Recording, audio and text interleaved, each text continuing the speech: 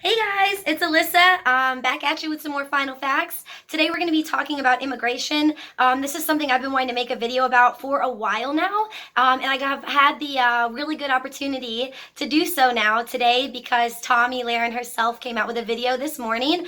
As a local of California, Tommy was just so upset that California has decided to become a sanctuary state and has passed legislation to make it more of a safe space for immigrants and illegal immigrants in particular. So I'm going to break down a couple of Tommy's quote unquote points with actual facts. And if those aren't good enough, at the end of the video, we're going to talk about something that I find is a little bit more common sense that we should be on the same page about. So let's go ahead and get right into it because Tommy's main comparison, I just cannot seem to understand this.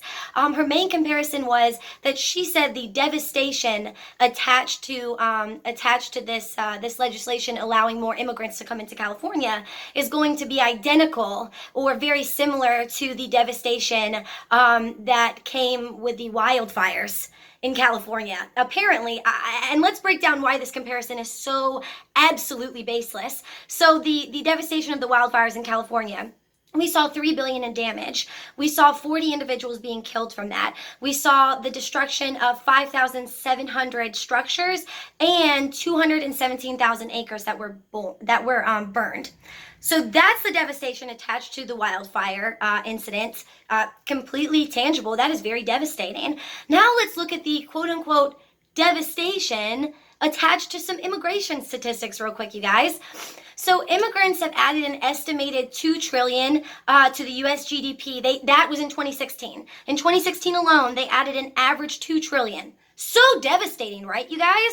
Illegals also contribute, now that was just immigrants. Let's talk about illegal immigrants because I know that is the real concern with Tammy and with all these conservatives and Republicans. The main talking point is these damn illegal immigrants. They're criminals, and they're just going to devastate everything. Even they're going to devastate the economy. So let's talk about what they've contributed just to Social Security and Medicare. Illegal immigrants. In 2010, they paid $13 billion into Social Security, and they only received $1 billion back in service. For those of you who can't do basic math, Tammy, that's $12 billion that illegal immigrants added in 1 year to Social Security. From 2000 to 2011, so a little over a decade, illegal immigrants paid $35 billion more into Medicare than they withdrew. $35 billion more. So devastating. Again, illegals also pay an estimated nearly $12 billion a year in state and local taxes. Also, let's talk, oh my gosh, and in case you didn't know, Tommy, Republicans, conservatives, all of you guys pushing this straight propaganda that's based in nothing, just DACA. If we were to end DACA because your president literally just made a freaking ultimatum on a tweet that if he doesn't get the proper funding for his goddamn wall, that he's going to start deporting DACA recipients. Did you know that if we ended that kicking those people out of the workforce would mean our GDP would take a hit of $433 billion? That's the real devastation. What are you talking about? Okay, the next point that Tommy had, her main point was that that the Californians, why would California choose to be a sanctuary state? Because now all of you guys are just the crime's gonna skyrocket, you guys. Why would y'all choose to let crime skyrocket? Again, false. Let's keep going. Sorry, I got some points here. I got some notes. Okay. Of the estimated 11 million illegals in the United States right now, only 2.7% of that have been convicted of a felony, resulting in them being incarcerated or deported. 2.7% out of the population of illegal immigrants. Did you know that 2.7% is simultaneously the national average for the crime rate? Like for everybody else, like for Americans as a whole, our national crime rate is 2.7%. So what that means, if you can actually make real comparisons, Tammy, is that the national average crime rate is the exact same as the crime rate of illegal immigrants. It's no worse, it's no better. It's the same. So how is crime gonna get worse? How? Explain that to me. Also, let us also remember that DACA recipients, our dreamers from day one, have had a consistent, constant statistic of fucking 0% attached to their crime rate the entire time. 0%, dude. Zero. Next talking point, because we're still talking about crimes here. The entire main point for Tammy, the entire main point that she made, she used the death of 2 Americans to back up her talking point, because 2 Americans that she could name were killed by illegal immigrants. 2. That's enough to base her entire argument that they should pretty much just all be deported and they're just all criminals.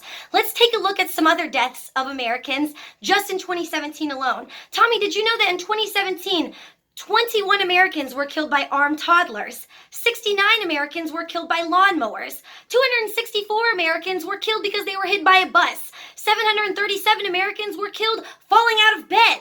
And my personal favorite statistic that you just love to ignore, conservatives, all of you guys love to ignore, last year alone, over 15,000 American deaths caused by other Americans with guns. So over 15,000 deaths.